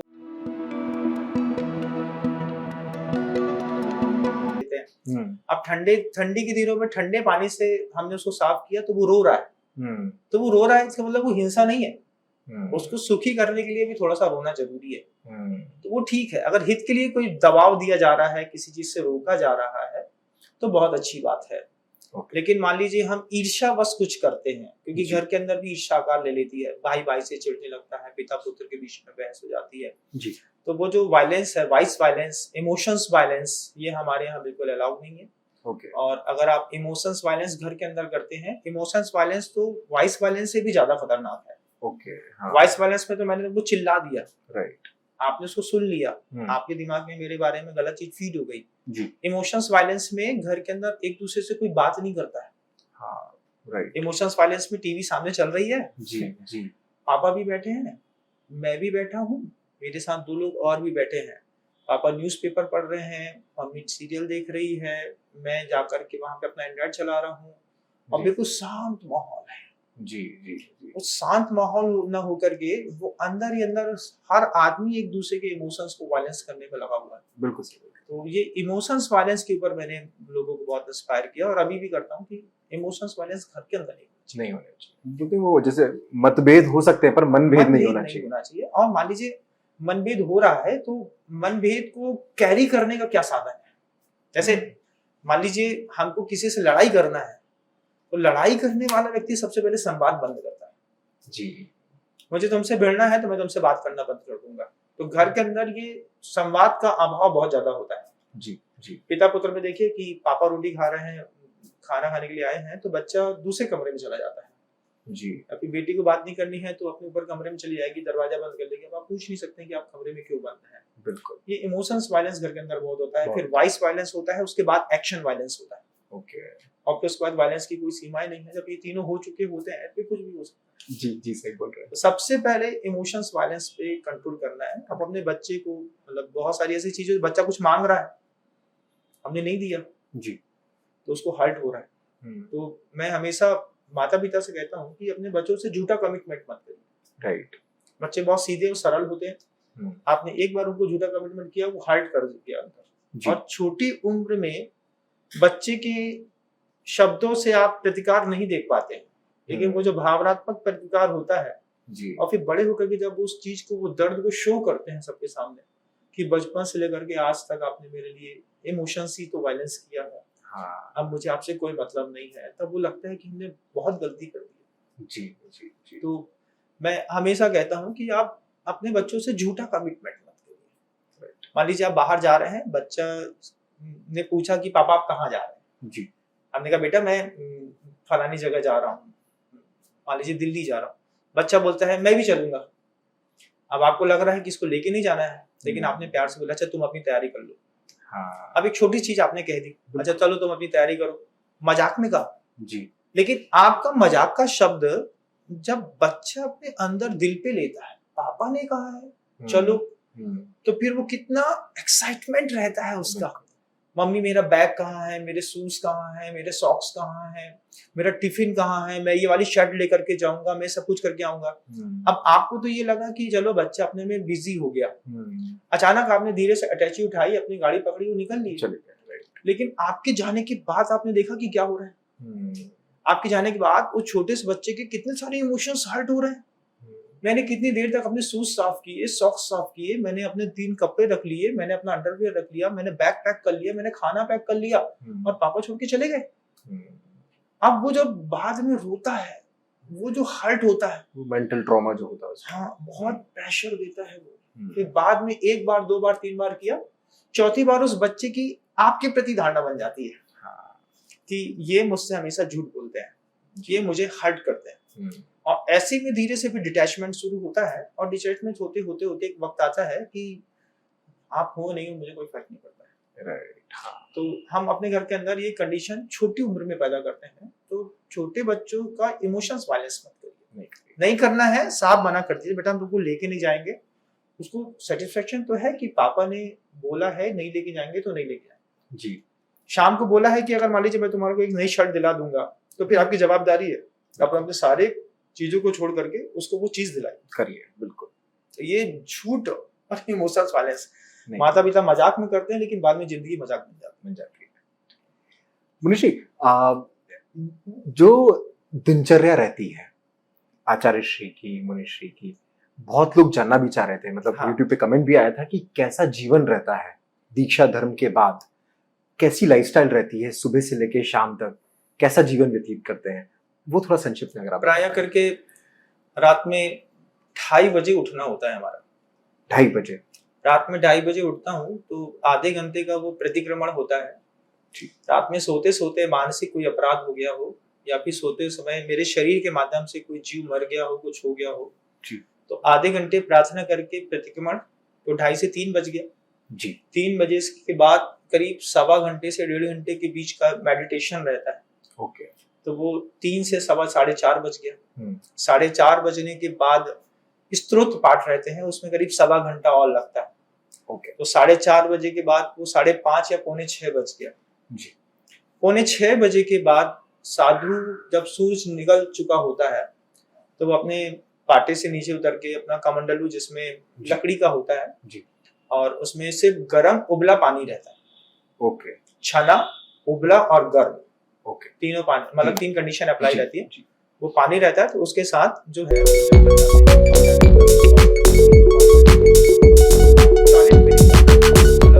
टॉयलेट है, इसमें जितना भी मटेरियल होता है वो एक जगह डिपॉजिट होता जाता है। राइट। तो डिपॉजिट मटेरियल में धीरे धीरे खरबों अरबों असंख्यात उसमें जीव होने लगते हैं। अब वो उसी में पैदा होते हैं, उसी में मरते रहते हैं जी। तो जी। पैदा होने और मरने के चक्कर में मान लीजिए हमने उसमें हमारा मल वहां पे गया जी, तो वो उसके माध्यम से वो जो हिंसा होगी उसका अपराधी मैं हो जाऊंगा। अच्छा। तो बाहर जाकर के जब खुले स्पॉट होते हैं, वहां पे जाकर के साधु अपनी जंगल की शौच की क्रियाएं करते हैं। तो वो जो वहां पे जाकर के जो मल विसर्जित करते हैं, पहले भूमि को देखना पड़ता है कि वहां कोई जीव तो नहीं है, कोई घास तो नहीं है, फिर थोड़ा सा व्यवस्थित तरीके से उसको वहां पे त्याग किया, तो वो सूर्य की रोशनी में 3 दिन में सूख जाता है जी। पूरा पानी सूख जाने के कारण, साफ सुथरा हो जाने के कारण जो है उसमें जीव राशि उत्पन्न नहीं होती। तो अहिंसा की उस प्रक्रिया को सुरक्षित रखने के लिए कोई भी दिगंबर जैन साधु कभी भी कोई टॉयलेट यूज नहीं करता है। ओके। तो वो बाहर ही जाना पसंद है, फिर भले उसके उपाश्रय से वो स्थान कोई पहाड़ या जंगल, कोई एकांत का स्थान जो है वो भले 2 किलोमीटर 2.5 किलोमीटर दूर भी क्यों ना हो, लेकिन वो जाते हैं। अभी भी मैं रोज 1.5 किलोमीटर मैं जाता हूँ। ओके। और 1.5 किलोमीटर जाना, 1.5 किलोमीटर आना सुबह का होता है मेरे साथ जी। सुबह। तो फिर वो जंगल से होके आएगा, देव वंदना करेगा, प्रभु जी की भक्ति करेगा, वंदना करने के बाद अपने उपाश्रय में कमरे में आने के बाद वो स्वाध्याय करते हैं, अपने मन को तैयार करते हैं कर्मों की निद्रा करने के लिए भक्ति इत्यादि के माध्यम से। बहुत सारा पेपर वर्क रहता है, पूर्वजों ने जो आगम लिखा हुआ है उसको पढ़ना 1-1.5 घंटे तक। अच्छा, ओके। फिर अगर जमता है तो उद्बोधन इत्यादि, नहीं तो 9:30 पौने 10 बजे आहारचर्या में निकल गए। जी जी। तो जैन साधु कभी भी अपने हाथ से कोई भोजन नहीं बनाते, राइट। श्रावक अपने घरों में शुद्ध भोजन तैयार करते हैं जी। और विधि पूर्वक अपना अभिग्रह लेकर के कि ऐसा संकल्प रहता है कि मुझे ये चीज मिलेगी तो जाऊंगा खाऊंगा, जी। नहीं तो नहीं मिलेगा तो नहीं जाऊंगा। जी। तो एक विधि लेकर के निकलते हैं जैन साधु मंदिर से, श्रावक के यहाँ जाकर के आहार इत्यादि लेकर के वापिस आए। सबसे बड़ी बात है कि दिन में एक ही बार दिगंबर जैन साधु आहार लेता है। हाँ, एक ही बार सिर्फ। गर्मी ठंडी बरसात होगी, दोबारा कंठ में एक बूंद पानी भी नहीं डालते। अच्छा, पानी बिल्कुल भी नहीं। कुछ जो मिलेगा Single, एक ही बार। वन टाइम में आपको जो लेना है आप ले लीजिए, अवेलेबल सब है जी। लेकिन दोबारा नहीं मिलेगा। ओके। तो एक बार मिलेगा, वो भी अपनी मर्जी का नहीं मिलेगा। हाँ, मतलब मान लीजिए मैं वहां पे जाने के बाद ये नहीं बोल सकता हूँ कि मुझे ये खाना है, आपको जो देना है आप वो दे दीजिए। तो नजरें नीची रहती है, उसको गोचरी वृत्ति कहते हैं। ओके। गोचरी शब्द भी बड़ा गजब का है, जैसे गाय घास डालने वाले के हाथ नहीं देखती, हाँ, घास देखती है। जी। किसने डाला है इससे मतलब नहीं है, बस घास से मतलब है। ऐसे ही वहां जाने के बाद भी कौन दे रहा है इससे मतलब नहीं है, वो जो क्या दे रहा है वो दिया, उसको दिया, आप नीची करके चुपचाप लेकर के वापस चले आए। ओके। और उसमें भी कुछ ऐसे कॉन्स्टिट्यूशंस हैं कि मान लीजिए भोजन में छोटा सा बाल आ गया जी, और उसमें कोई चींटी आ गई, कोई जीव आ गया, नाखून आ गया, अच्छा, या फिर कोई ऐसा मटेरियल आ गया जो खाने योग्य नहीं है, जी, तो फिर उस दिन वो भोजन छोड़ दिया जाता है। फिर दिन भर कुछ भी नहीं मिलेगा उस दिन भी नहीं मिलेगा कुछ। मतलब पहली अंजलि पानी लिया ऐसे पीने के लिए जी, और उसी मान लीजिए बाल आ गया, ओके, तो वो पानी भी छोड़ देंगे और उस दिन का फिर भोजन का त्याग हो जाएगा। तो फिर पूरा उपवास करना पड़ेगा, फिर नेक्स्ट डे वहां पे भोजन मिलता है। तो आहार करके करीब 9:30 पे निकले, तो करीब 10:30 पौने 11 पे वापस आ गए जी। फिर आधा 1 घंटे का एक रिलैक्सिंग टाइम होता है, जब श्रावक भक्त लोग आकर के मिलते हैं जी, कुछ पूछते हैं, संकेत लेते हैं, तो उनको बताया। 11:30 बजे फिर दोपहर में फिर वो प्रतिक्रमण, जिसमें हम चर्या पे निकले थे, कुछ अपराध हो गया हो, जीव मर गया हो, अच्छा, एक बार पुनः क्षमा प्रार्थना जी। उसके बाद फिर 1.5 घंटे का ध्यान के बाद फिर स्वाध्याय के बाद उसके बाद थोड़े बहुत 1-2 घंटे का ऐसा समय रहता है कि जब श्रावक कुछ पूछता है कि मेरा क्या होना चाहिए, मुझे क्या करना चाहिए, तो 1-2 घंटे का उपदेश देने के बाद शाम को 5 बजे फिर प्रतिक्रमण। ओके। प्रतिक्रमण के बाद फिर देववंदना के बाद गुरु की भक्ति के बाद सूरज डूबने को हो चुका होता है, तो 5:45 बजे सूरज डूबने से पहले जिस पाटे पर सोना है उस पाटे पर आकर के हम लोग बैठ जाते हैं। अच्छा, फिर रात में आवागमन नहीं, और सूरज डूबने के बाद मतलब आधा घंटा और मान लीजिए, मतलब 7 के बाद जो है 7 सवा 7 के बाद मौन। अब मौन कब तक, बोले जब तक दूसरे दिन सूर्य उदय नहीं होगा तब तक। अच्छा, मतलब जैन दर्शन कहता है कि एक्चुअल में सूर्यवंशी जो है वो जैनी कहलाते हैं जी, कि उनको ये सिखाया गया है कि सूर्य की उपस्थिति में ही सारे कार्य करने हैं। ओके। सूर्य चला गया, उसकी अनुपस्थिति में कोई भी धार्मिक आयोजन नहीं, कोई भी दान नहीं, कोई भी चीज नहीं।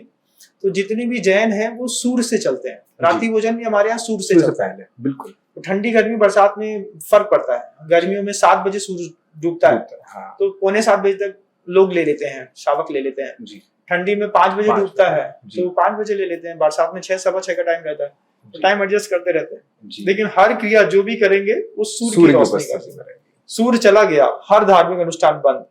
साधु बिल्कुल मौन हो गया, एक स्थान पर बैठ गया, नीचे पैर नहीं रखना क्योंकि चींटी कहाँ चल रही दिखाई नहीं देता है। तो अपनी पीछे के साथ शांति से बैठ गए, विश्राम कर लिया 4 घंटे 4.5 घंटे का जी। और 2:30 बजे से फिर उस नेक्स्ट, तो 2:30 बजे भी अपना रूटीन स्टार्ट करना, ये हाँ, भी अब वो रूटीन में अब उसमें कोई प्रॉब्लम नहीं है।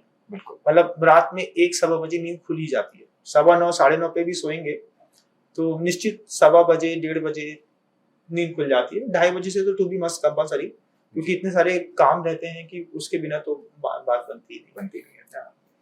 YouTube चैनल पे बहुत सारे प्रश्न, जितने भी सब्सक्राइबर्स हैं, जो भी ऑडियंस है, जो भी जैन समाज के हमारे लोग हैं, उन्होंने कुछ क्वेश्चंस रखे थे। हाँ। और उन्होंने बोला था कि जरूर पूछिएगा, तो मैं कुछ क्वेश्चंस आपसे पूछना चाहता हूँ।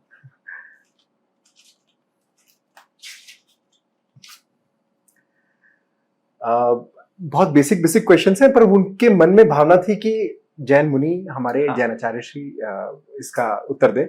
लाइफ को कैसे ट्रांसफॉर्म किया जाए, मटेरियल जो वर्ल्ड है, मटेरियल जो वस्तु हैं जिनके लिए हम भागदौड़ कर रहे हैं, उससे कैसे बचा जाए, क्योंकि कंपटीशन तो बहुत है और कार भी खरीदनी है, घर भी खरीदना है, अच्छी जॉब भी चाहिए।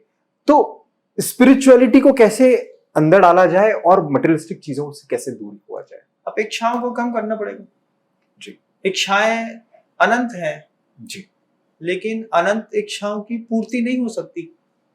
इच्छाएं संसार में जब आटे के बराबर है और इच्छा की पूर्ति आटे में नमक के बराबर है, जी।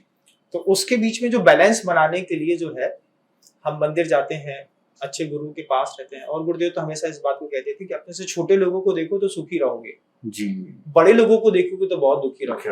अंबानी का वो विला देखोगे तो अंबानी बनने का ख्वाब होगा, लेकिन रोड में चलते हुए व्यक्ति को देखोगे तो लगे कि इससे तो हम बहुत अच्छे हैं। बहुत अच्छे हैं। तो कभी भी किसी भी दुखी व्यक्ति को अपने जीवन का एक सौंदर्य विकसित करने के लिए अंग बनाइए। उनके पास तो कुछ नहीं है, अपने पास तो बहुत ज्यादा है, तो अपन जो है उसमें भी सेटिस्फाई है। मतलब आवश्यकताएं कम करें और परिस्थितियों से तालमेल बिठाएं। तालमेल बैठाना ही पड़ेगा। आपकी हर इच्छाओं की पूर्ति नहीं हो सकती। बिल्कुल। आप जा करके खुद भी आप इच्छाओं की पूर्ति नहीं कर सकते। आपको कहीं ना कहीं तो सेटलमेंट अपनी लाइफ में खुद लाने पड़ेंगे। तो ये जो नई जनरेशन बहुत ज्यादा भाग रही है, इतने उसकी जरूरत ही नहीं है। मैंने फॉरेन कल्चर में कितने सारे लोग देखे हैं, जो अभी मैं खजुराहो चतुर्मास किया था, तो जितने भी फॉरेनर्स से वो आते थे जी, तो वो तो अपना पूरा घर बेच करके निकल जाते हैं एंजॉय करने के लिए। वो जिंदगी जीते हैं। 5 साल तक मैं घूमूंगा, फिर वापस अपने देश जाऊंगा, अगर फिर स्टार्ट करूंगा अपना। हम यहाँ पर बहुत बड़ा एम्पायर बनाते हैं। मैं दुनिया में सभी लोगों से कहता हूँ कि जितना इकट्ठा कर रहे हो उसका सुख भी भोग लो जी, लेकिन जितना इकट्ठा किया उसका सुख नहीं भोग पाते। आप अपने किसी भी पिता को देखिए जी, वो सुबह 10 बजे दुकान में जाते हैं, वो शाम को रात को 9 बजे तक 10 बजे तक दुकान में रहते हैं जी। उनका एक ही मोटो है, मुझे पैसा कमाना है।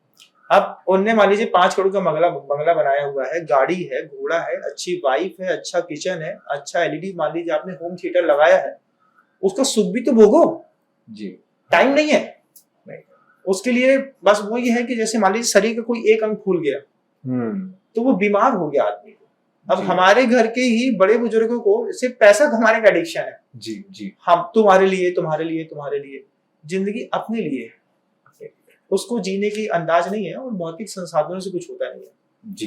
खाना बदोश जिंदगी बहुत अच्छी होती है। हम लोग हैं तो कहीं भी जाते हैं, हर 2-3 महीने में हमारा कमरा बदल जाता है जी। वो संसारी है। आज इस धर्मशाला में रुके, कल उसके फार्म हाउस पे रुके, रास्ते में चले तो किसी के घर में रुक गए जी। तो रोज बदलता रहता है। हालांकि गृहस्थ ऐसा नहीं कर सकता है जी, लेकिन उसमें भी बहुत रचना पचना नहीं चाहिए। दिखावे की शोबाजी का जिंदगी खत्म करनी पड़ेगी, कम कर सकते हैं। बिल्कुल।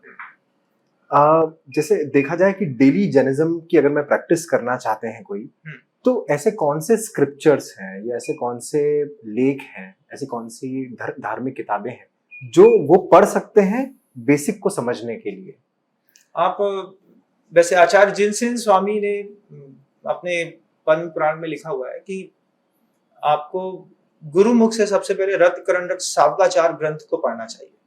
ओके। रत्करंड सावकाचार ग्रंथ को पढ़ने से सम्यक दर्शन क्या होता है, मार्ग कैसा होता है, व्यवस्थाएं क्या होती हैं, देव का स्वरूप क्या होता है, गुरु कैसे होते हैं, श्रावक के कर्तव्य क्या होते हैं, पूजा कैसे की जाती है, ये सारी चीजों का कॉन्सेप्ट आपको रत्करंडक सावकाचार आचार्य समंतबद्ध स्वामी जी का लिखा हुआ है। उसको आप पढ़ सकते हैं। और दादा गुरु ज्ञान सागर जी महाराज जी ने एक मानव धर्म करके पुस्तक लिखी है, हिंदी में भी है, इंग्लिश में भी है। ओके। तो अगर हिंदी वाले हिंदी में पढ़ सकते हैं, इंग्लिश वाले इंग्लिश में पढ़ के उसको अपना कंसेप्ट क्लियर कर सकते हो। क्या मानव योनि से ही मोक्ष संभव है? दूसरी पर्याय में क्षमताएं नहीं है। मतलब अन्य मतों में तो ऐसा मानते हैं जैसे नरवाहन मतलब सिंह अवतार हो गया, या फिर मत्स्य अवतार हो गया, वामन अवतार हो गया, या फिर वो एक सुअर को लेकर के भी अवतार हो गया। तो लेकिन जैन धर्म इस चीज को बिल्कुल डिनाई करता है। वो कहता है कि मनुष्य पर्याय में वो भी पुरुष लिंग में जो क्षमताएं हैं ध्यान की, योग की सिद्धि की, वो अन्य पर्याय में उपलब्ध नहीं है। हाथी के पास बहुत ज्यादा ताकत हो सकती है, लेकिन जो क्षमता इंसान के पास है वो हाथी के पास नहीं हो सकती। ध्यान जो है वो एक बौद्धिक स्तर पर ऊंचा उठा हुआ व्यक्ति कर सकता है। जी दो धर्म है, एक क्रियात्मक धर्म है, एक गुणात्मक धर्म है। जी तो क्रिया करते करते हमको गुणात्मक धर्म में जाना पड़ता है। अंदर की दया कैसी है, क्षमा कैसी है, करुणा कैसा है, मृदु भाव कैसा है, उसकी ध्यान के माध्यम से रह करके जो कर सकते हैं, क्योंकि दर्शन है। जी जैन दर्शन ऐसा कहता है तो ये ऐसा होता है। और जितने भी दुनिया में लोग हैं सबके अपने अपने दर्शन है। यहूदियों का यहूदी दर्शन है, इस्लाम दर्शन है, वैष्णव दर्शन है, सांख्य दर्शन है, वैशेषिक दर्शन है, न्यायिक दर्शन है। तो सबके अपने अपने दर्शन है। तो जो जिस दर्शन पर आस्था रखता है वो अपने कॉन्स्टिट्यूशन के हिसाब से अपने आप को डेवलप करता है। जैन दर्शन बोलता है कि पुरुष को ही ये सौंदर्य प्राप्त होता है। महिलाओं में भी, माँ बहनों में भी मतलब धार्मिक शिक्षाएं होती हैं, वो साधु भी बनते हैं लेकिन मुक्ति के पात्र नहीं बनते। ओके। क्या कोई अपना भाग्य बदल सकता है? बहुत अच्छी बात है ये तो। आचार्य जी हमेशा कहते थे कि हम पूछा गुरुदेव से कि हमारा जी भाग कैसे बदलेंगे, तो आचार्य जी हमेशा ऐसा हाथ दिखाते थे जी। और गुरुदेव कहते थे ये भाग्य है और इस भाग्य के ऊपर ये उंगलियां हैं, पुरुषार्थ है। अच्छा। आप देखिए पूरे क्या गजब का स्ट्रक्चर गुरुदेव ने खड़ा किया कि ये जो रेखाएं दिख रही हैं इसको आप भाग्य कहते हैं। भाग्य। किसी ने कहा कि ये टेढ़ी जा रही है, ये जीवन रेखा है, ये आयु की रेखा है। तो गुरुदेव हमेशा कहते हैं इस हथेली तक सीमित मत रहो, हथेली के आगे इस उंगलियों को देखो, ये उंगलियां पुरुषार्थ की हैं। हम जितना करेंगे उतना हमारे भाग्य की रेखाएं बदलती चली जाएंगी। बहुत बढ़िया, बहुत सुंदर। तो पुरुषार्थ जो है वो भाग्य को बदल देता है। और वैसे भी जो भी आप करते हैं तो 6-6 महीने में भाग्य की रेखाएं आपके हाथ की भी बदलती रहती जी। मतलब लेकिन पुरुषार्थ भाग्य को बदल देता है। हमारे यहाँ कर्म भोगने की बाध्यता नहीं है जी। हमारे यहाँ हमेशा सिखाया गया है कि कर्म के ऊपर तुम्हारा धर्म भारी है जी जी। अगर धर्म के ऊपर कर्म भारी हो गया होता तो गड़बड़ हो जाती। तो तुमने कितना भी अपराध किया हो, कैसे भी कोई अपराध किए हो, लेकिन वो आपराधिक कर्मों के ऊपर तुम्हारे धर्म की शक्ति भारी है। ऐसा धर्म करो कि तुम्हारा कर्म टूट जाए। ओके, इस पे हम लोग चलते हैं, बहुत अच्छे चलते हैं जी। क्या शंकर भगवान भी तीर्थंकर थे? शंकर भगवान जी तीर्थंकर तो नहीं थे, लेकिन आगे चल करके जो है वो जैन दर्शन भविष्य काल में आने वाली जो तीर्थंकर की 24 है जी, उसमें उनको तीर्थंकर के रूप में मानती है। जैसे माता सीता को भी बताया गया है, शायद रावण को भी बताया गया है। बिल्कुल बिल्कुल बिल्कुल शंकर भगवान। हाँ, ऐसा वो अभी मतलब अन्य मतों में उनको अभी भगवान मान रहे हैं जी। और अभी वहां पर यहाँ पर जो जैन दर्शन कह रहा है कि वो जैन दर्शन ये कह रहा है कि वो अभी जो है अधोलोक के स्वामी है जी। वो बाद में चल करके तीनों लोक के स्वामी बनेंगे। कभी ऊर्ध्वलोक के स्वामी बनता है, कभी अधोलोक के बनता है, कभी मध्यलोक का बनता है, लेकिन कोई एक जीव तीनों लोक का स्वामी कभी एक साथ नहीं बनता जी। तो वो जब तीर्थंकर होते हैं वो 3 लोक के स्वामी होते हैं। तो जैसे रावण के बारे में है, सीता के बारे में है, कृष्ण जी के बारे में है, शंकर जी के बारे में है, तो ये आगे चल करके जो है वो 3 लोक के स्वामी बनेंगे। ओके। और क्या जैसे काला जादू, भूत प्रेत, आत्मा, ये सब होती है चीजें? ये या जैन दर्शन मानता है इन सब चीजों ये को? मंत्र शक्तियों का प्रभाव रहता है। लोग काला जादू कहते हैं, लेकिन वो मंत्र शक्तियों के प्रयोग रहते हैं तो सारे मतों में रहते हैं। अगर मंत्रों के माध्यम से बहुत सारी चीजें बांध दी जाती हैं। अमरकंटक से आप जब बिलासपुर जाएंगे जी, तो रास्ते में एक अबूझ मार का, एक अचानक मार का जंगल पड़ता है। अच्छा। अचानक मार के जंगलों में हम लोग कभी मतलब 2003 पे गया था मैं, मुझे याद है, आज से 20-22 साल पहले। तो वहां पर खेतों को जो वहां के लोकल बैगा लोग रहते हैं जी, उन्होंने मंत्रों से बांध दिया। अच्छा। हाँ, मंत्रों से बांधने पर क्या हुआ कि मान लीजिए कोई गाय है, हमारे यहाँ खेती है, अगर गाय हमारे खेत में घुसेगी तो गाय वहीं पे गिर जाएगी। अच्छा, ऐसा होता है? होता है, आप इसको डिनाई नहीं कर सकते, मेरा खुद का देखा हुआ है। मतलब मंत्र की शक्तियां आज भी बहुत सही तरीके से काम करती हैं। जब सामान्य से गृहस्थ व्यक्ति कुछ साधना करके इस मंत्र को साध लेते हैं, और दिगंबर साधुओं के पास बहुत सारी शक्तियां रहती हैं जी, तो समय समय पर श्रावक आते रहते हैं, तब उनको मैं आशीर्वाद देता हूँ, कुछ करता हूँ, तो औरे से उनका दुख भी पता चल जाता है। ओके। तो वो जो दुख पता चलता है तो अंदर से वाइब्स आता है जी, इसका ठीक होना चाहिए, और वही समय पे हो भी जाता है। तो मंत्र मानते हैं। काला जादू तो है वो एक ऐसा शब्द रख दिया है जैसे वो जो डराता है जी। तो कोई घातक शक्तियां होती हैं, मारण शक्ति है, उच्चाटन शक्ति है, सम्मोहन शक्ति है, विद्वेषण शक्ति है, स्तंभन शक्ति है। इन सारी शक्तियों के बारे में जैन दर्शन भी बोल रहा है ओके और उसके प्रयोग होते रहते हैं। संसार में ऐसी बहुत सारा एक वर्ग है जो अपने जिसके जैसे आप हीलिंग कहते हैं, जी। हीलिंग के माध्यम से हम जैसे रेकी के माध्यम से बहुत अच्छा ठीक करते हैं, जी ऐसी खराब रेकी के माध्यम से हम किसी का बिगाड़ भी कर सकते हैं। ओके अच्छे के माध्यम से अच्छा कर सकते हैं तो बुरे के माध्यम से बुरा कर बराबर। सकते हैं। किसी एक व्यक्ति को गलत वाइब्स भेजिए बार बार, जी किसी एक पेड़ के सामने बार बार उसको बददुआएं दीजिए तो वो सूख जाएगा, अच्छा ऐसा होता है। ओके हाँ। इस पॉडकास्ट पर आपने जितनी भी बातें बताई और जो भी मतलब यूथ सेंट्रिक चीजें आपने बताई, जिसमें भी एकदम करेक्ट एकदम एग्जैक्ट आपने सॉल्यूशन बताया मनीषी, मैं आपका बहुत बहुत धन्यवाद देता हूं। और मैं चाहता हूं ये पॉडकास्ट की सीरीज अब आगे भी बढ़ती जाए, और भी विषयों पे मैं आपसे चर्चा करूंगा। हाँ। इसके लिए बहुत बहुत धन्यवाद। नमोस्तु नमोस्तु नमोस्तु। This podcast is co-sponsored by Advance Hygiene. The main product, Advance बर्तन बार एडवांस हाइजीन का शानदार product, advance cold detergent powder, advance great blue detergent powder, great blue complete care fabric cleaner with conditioner, Gangeshwari cleaning and shining powder, new हाइडस, advance clean active plus toilet cleaner, advance hygiene का वादा, कीमत कम सफाई ज्यादा।